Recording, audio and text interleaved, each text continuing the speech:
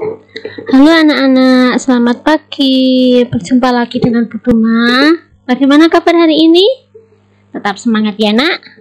Oke, untuk hari ini kita masuk kembali dengan pelajaran tema 4. Subtema yang ketiga, kita sudah memulai pembelajaran yang ketiga dan pembelajaran yang keempat.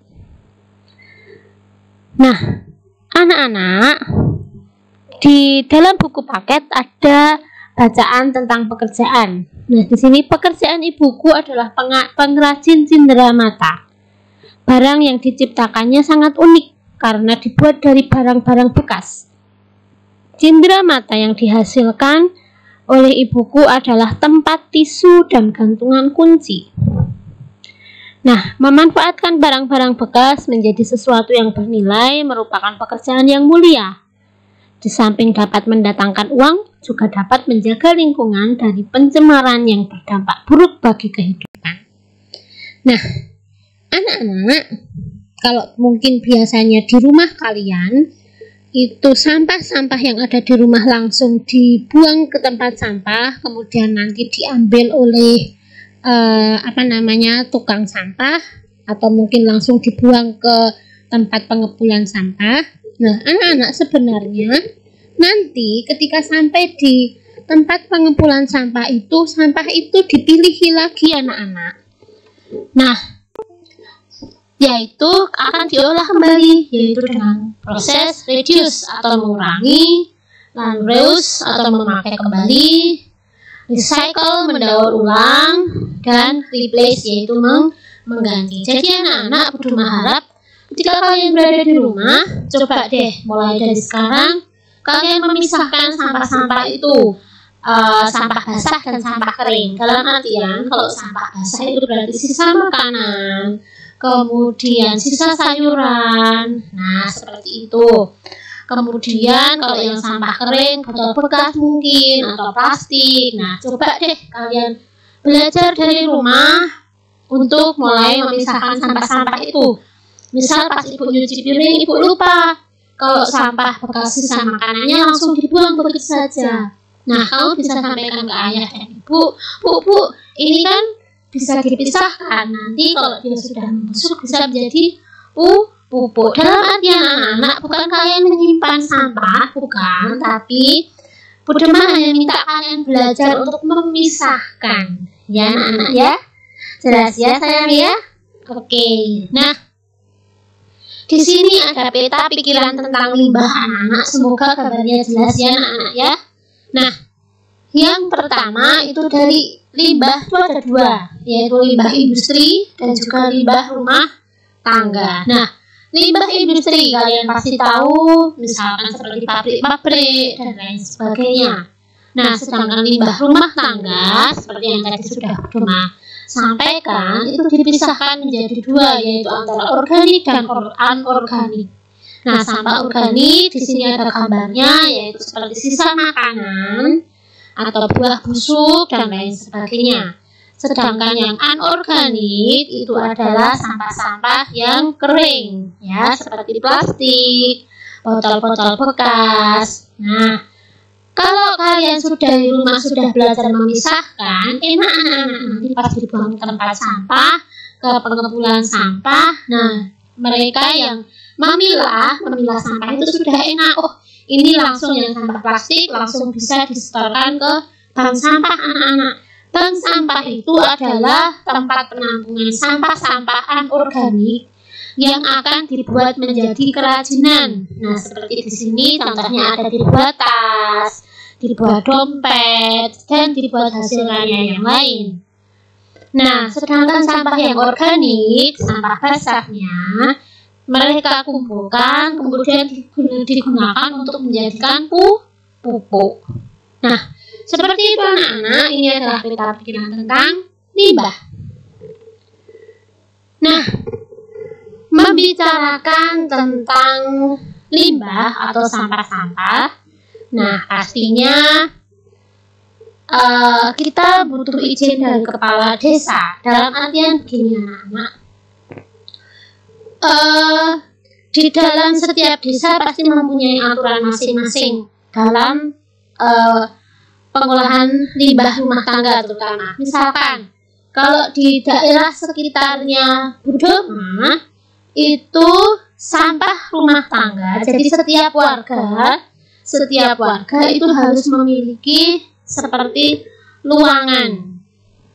Nah, itu kalau yang punya lahan ya anak-anak ya, harus memiliki luangan. Nah, nanti sampah-sampah yang basah itu bisa langsung dibakar di dalam luangan itu, kemudian bisa digunakan menjadi pupuk. Nah, sedangkan sampah yang keringnya itu bisa dikirimkan atau dimasukkan ke dalam tempat pengepulkan sampah.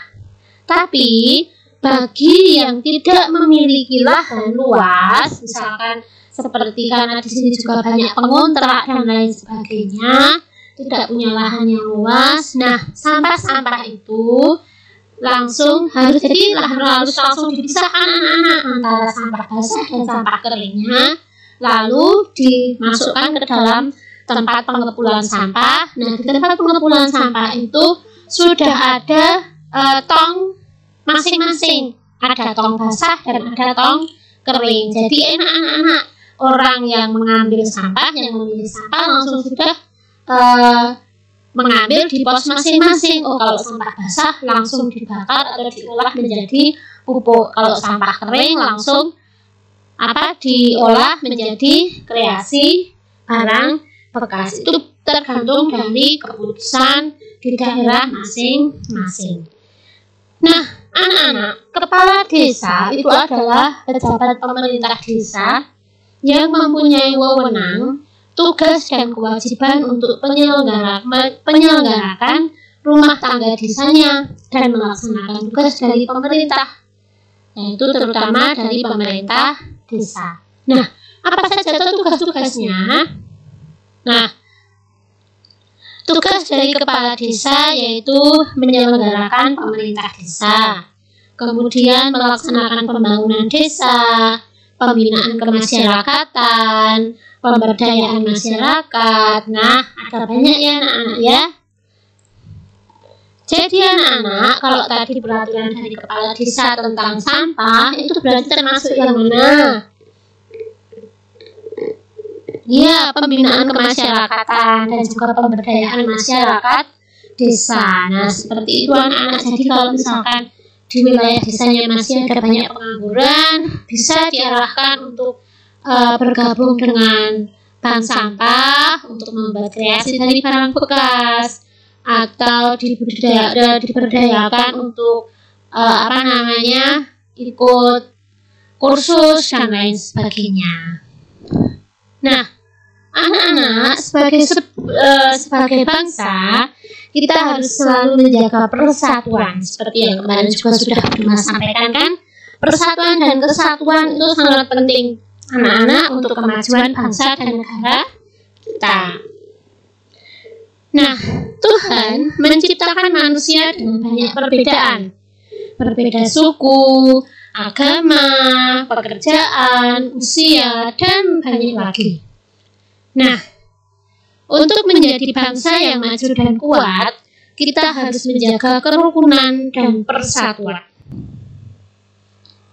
Nah, di sini ada bacaan. Mungkin Anda bisa buka di buku paket, yaitu bacaan tentang pentingnya budaya tegur sapa. Sudah ketemu atau belum? Oke, sambil mencari, Budoma akan bacakan pentingnya budaya tegur sapa. Senangnya tinggal di desa Serehwangi. Kedekatan hubungan antar warga membuat mereka saling menjaga. Tidak semua warga desa Serehwangi merupakan penduduk asli. Sebagian warga merupakan pendatang. Mereka masuk ketika kampung ini dibuka sebagai wilayah transmigrasi.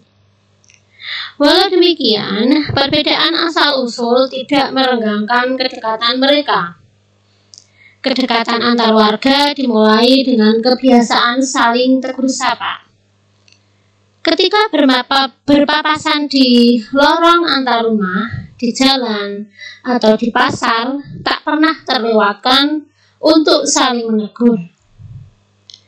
Sekedar mengucap selamat pagi, selamat siang, selamat sore, sampai bertukar kabar atau berbincang sejenak.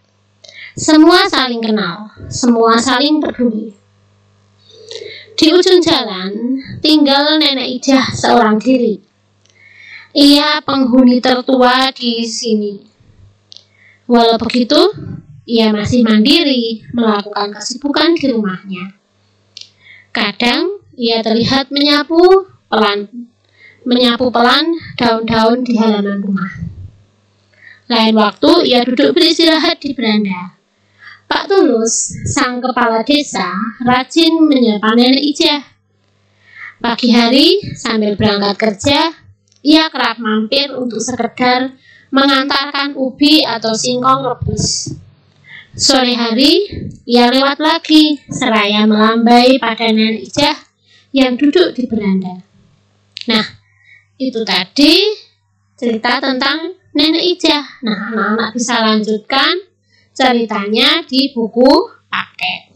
Nah, kembali lagi anak-anak, kita akan belajar unsur intrinsik melalui peta pikiran, melalui mind mapping. Judulnya tentang apa anak-anak? Pentingnya tegur sapa. Tokohnya ada siapa? Ada Nenek Ijah dan juga Pak Tulus sebagai siapa? Kepala desa. Nah, sifat tokohnya, Nenek Ijah itu mandiri walaupun sudah tua tapi tetap mandiri. Sedangkan Pak Tulus, nah karena sebagai kepala desa, dia harus ramah, dia harus saling menolong, dia harus peduli terhadap lingkungan di sekitarnya. Nah, tempatnya tadi berada di kampung Serehwangi. Awal ceritanya yaitu tentang kedekatan warga Serehwangi kan tadi.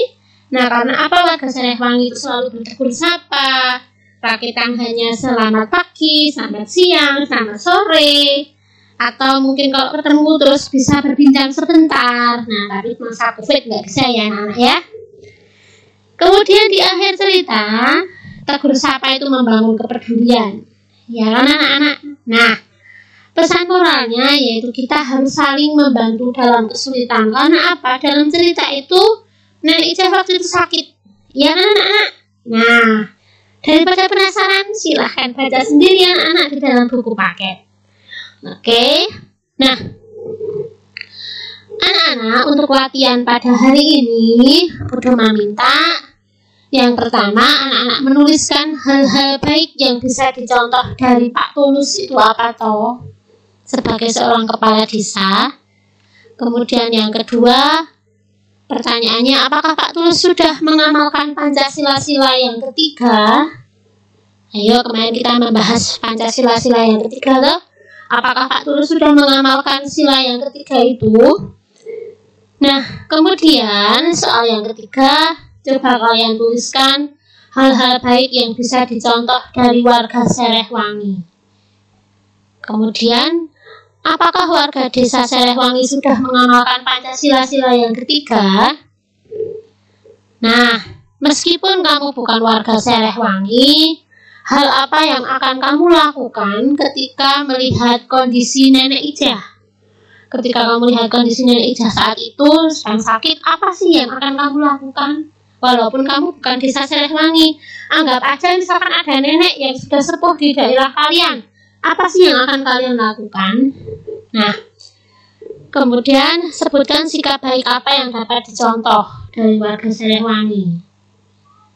Ya, nah, apakah ada sikap lain yang bisa kamu lakukan untuk mengamalkan Pancasila-sila yang ketiga selain dari yang kemarin sudah Budo sebutkan?